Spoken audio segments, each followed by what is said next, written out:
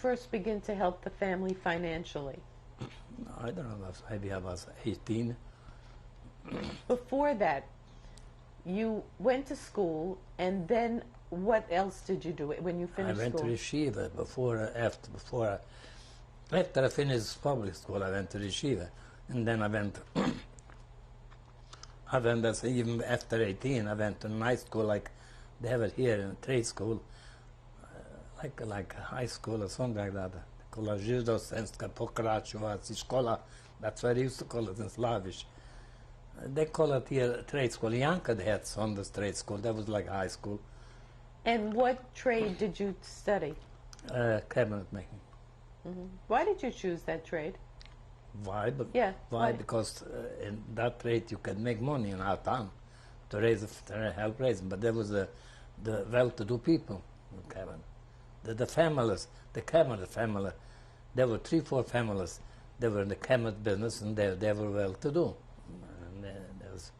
And there were jobs, because there were building going on all the time, and that's why I said, simple as that. Did you have to apprentice? Sure, I did. Where did you do that? Over there too. In your city? Or in my city, in my city. how long? They got out. In one place, I was for a year, because I couldn't take it. They didn't give me to eat enough. They didn't pay you, but they give you to eat. Then I had to leave, go another place. They gave me to eat. What they ate, I ate. And I mean, there was no such a big deal, but we eat. You know, if I tell you what our good food was, a Kigel Shabbos with kishke, fat, it was actually water. It's a deadly food here in this country. Over there was, because tuberculosis. Over there was very healthy, because tuberculosis was raging. If you got tuberculosis before 30, you were dead over there. You had to watch not to get tuberculosis before 30. And who did you apprentice for? Do you remember? Yeah, Weissman. I met him here in Florida already. He's dead, never. Shia Wolf, Weissman, never. He's a good man. He also lost all his family over there in the war. He by himself came back. How long did you apprentice totally? 3 years. And then what did you do? I worked for people, and they paid 90 kroner. That was good at them a week. For what? Just for general work, or? General work. That was no, your no. salary. That was a salary for a profession for work, but you didn't work like 8 hours. You didn't work. When you were apprentice, you started at 5 in the morning till the boss, the government boss, passed by. There was a 10:15, and then the boss told me, "Hey, it's half a day," and I had to quit. And I slept on the bench. You know, I put a straight, like how do you call it here? I don't know. They put straw in a bag, and over there I slept till I finished. And then when I finished, I took a 90 krona walk, and that was a lot of money enough to support the family. What kinds of furniture did you like to make? Modern furniture. I mean, modern furniture, not for me, but for the people they could afford it. And buildings, I made buildings, windows, doors, from scratch. They gave you a piece of lumber from scratch by hand. They made beautiful furniture, beautiful kitchen cabinets, tables and everything. What were the favorite woods you liked to work on? What woods? There were, what do you call? I told you that oak and walnut and ash. There were three. But the favorite to work, the easiest to work, was pine, because that was easier to work with. But with pine, we made windows and doors. With the other one, we had furniture. I was good on that. So then you began to help support your family. That's right. And you continued to live in your city?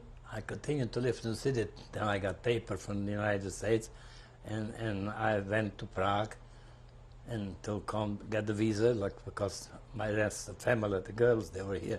They went, and all of a sudden when I came to Prague, then boom, the whole thing started, 38, 39, the whole thing. Roosevelt, son of a gun, he won't let anymore. He stopped it.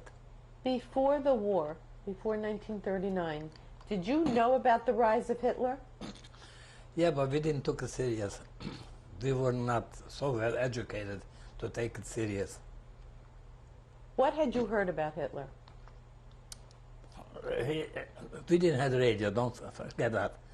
We saw the newspaper, and even now people don't believe in newspaper. You read newspaper, you don't believe it what they say.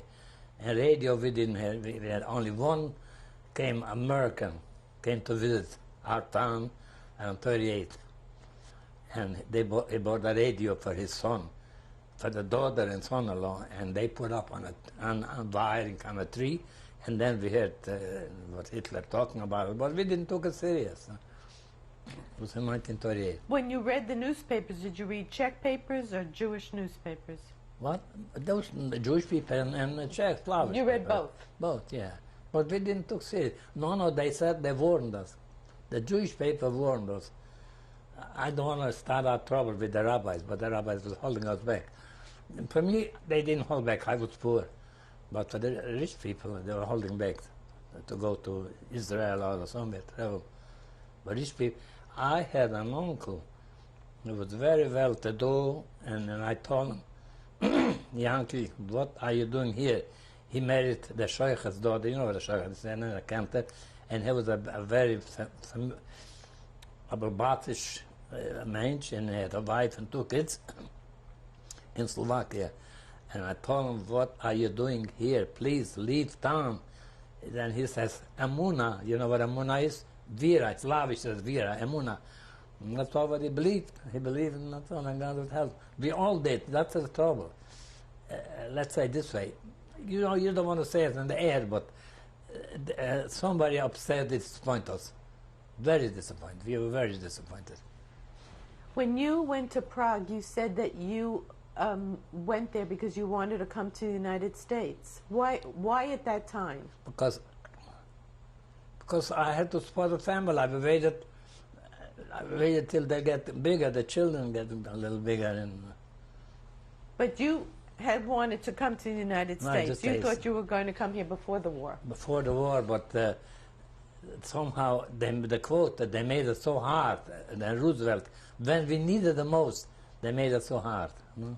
Were there any other members of your family that planned to come to the United States? They came, the 3 girls. They're here. 2 are still here, and here in Florida. My mother's sisters. So your aunts came? Your aunts? Yeah. And they helped after, when they came, they helped the parents over there. They worked here, they sent money over there while I was away in Prague. They helped. Then the mother moved in, and with my grandmother, my grandfather passed away over there from my mother's father. He got pneumonia and there was no medication, and he went to school and it was raining, he got cold, and he got left about 2 weeks and he passed away. So you went to Prague when? The end of 38, something like that, or beginning of 39. I don't know exactly. Did you go alone? Yeah, I went with a friend, with my aunt, my mother's sister. She came to this country, and he wants to go. He married. They were engaged. He wants to come to this country too. And then in Prague, we rented an apartment together. And after Jewish people weren't allowed to work anymore, but in Prague was different than in Poland. In Prague, we lived with Hitler there. We weren't allowed to do things like that, but the Czech people didn't care. And they sent me to work in a coal, how do you call that, depot, in a coal depot. And the other guy was a little stronger. He carried the coal, but to me, I wasn't strong enough.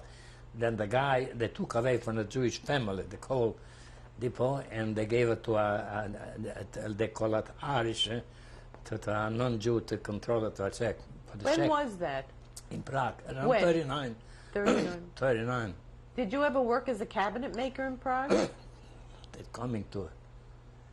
And the guy saw that I can carry coal, and he was a Czech, and Czech were different people. Then he told me, you know, you are not a coal man. You must have a trade or something. And I told him, yes, I'm a cabinet maker. He says, yeah, I have two friends, they're cabinet makers, but you are not allowed to work officially, but they couldn't care less. He says, they're not going to report you, and they'll pay you wages, and you work over there. He gave me the telephone number, the address. I went there. They hired me on the spot. I worked there till they took me away. And what kind of work did you do? Cabinet maker, furniture. Over there it's most furniture, not building things. And they paid me 300 kroner a week. I was so surprised, because there was so much money over there at that time. And I couldn't send to the mother because it was already a different country. They cut it off. Hitler divided the countries. And they lived right, and they didn't bother us, the Germans, except those different laws, carry those things, but I never carried it. The Czech people didn't care. What were you asked to carry? The Jewish star. What color was it? Yellow and marked Jude. But the Czech people didn't care about this like other countries, the Poles or the other ones. They couldn't care less what this is. They let you. They know you're not supposed to go in a restaurant to eat, and the boss from the restaurant come. You're not supposed to go here. Come eat with me, and they have a separate room. They eat there, and I eat with them. You know, it was a different nation. Only the minute war started, and they took Poland, and then when the United States went to war in 1941, then they started ship the Jews to Poland and Latvia and Estonia. Then the trouble starts. But in Czechoslovakia, they didn't kill the Jews. They didn't bother. We stayed home in our apartments, normal like before. So you continued to live in your apartment. Yes. And your family was still at home. At home, yeah. And what country took over that part of the country? Hungary. And First Ukraine, and then Hungary, and then Ukraine again. And now it's Ukraine again. I don't know. When you were still working as a cabinet maker, though, did you notice any changes in the Czechoslovakian people towards you? No. They didn't. There was always a few things, but most of them. Matter of fact, I could have managed if I would have. I don't know. I was too religious.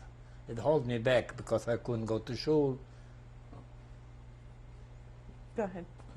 I couldn't go to shul. I figured if I changed my name to the other one, and I would be able to go to shul. I still hope the Munna was big. And that's that when they all of a sudden was in the paper. That was the worst part came when the United States went to the war. Then they took the Jews and they called every Jew should go to the Gestapo to report. And I went there. I report myself, and that was somewhere October. When? In 41. Okay. Mr. Marble, we're going to stop the camera so we can change the tape.